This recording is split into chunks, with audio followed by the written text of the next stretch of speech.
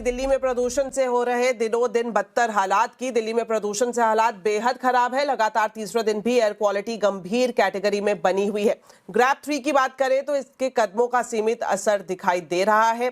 Details ले लेते हैं रोहन सिंह से। तो रोहन, आपसे जानना चाहेंगे, ग्रैप 3 को लागू हुए भी 2 दिन हो गए, बावजूद इसके जो स्थिति है वो ऐसी की वैसी बनी हुई है, या फिर ये कहा जाए कि पहले से और ज्यादा खराब हो रही है तो गलत नहीं होगा। फिलहाल स्थिति बताएं, क्या है प्रदूषण की?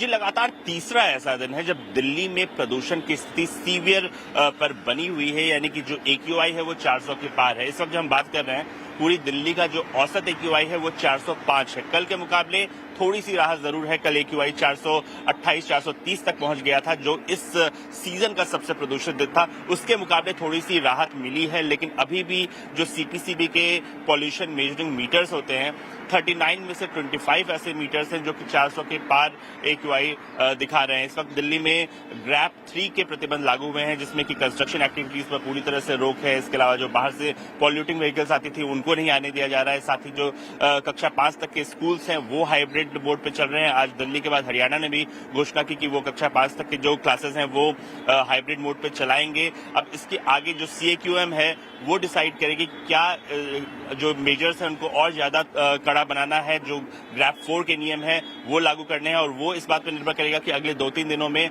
हवा की स्थिति किस तरीके से रहती है। क्योंकि जो मौसम विभाग है उसका कहना है कि 2 कारण है जो कि प्रदूषण को बढ़ा रहे हैं। पहला है कि जो टेम्परेचर है वो डिप होता जा रहा है, और दूसरा है कि जो हवा की स्पीड है वो स्लो है, अभी 10 किलोमीटर प्रति आवर के हिसाब से औसत चल रही है। तो अगर ये स्थिति बनी रहती है तो प्रदूषण की स्थिति भी अगले कुछ दिनों में यूं ही बने रहने की आशंका है।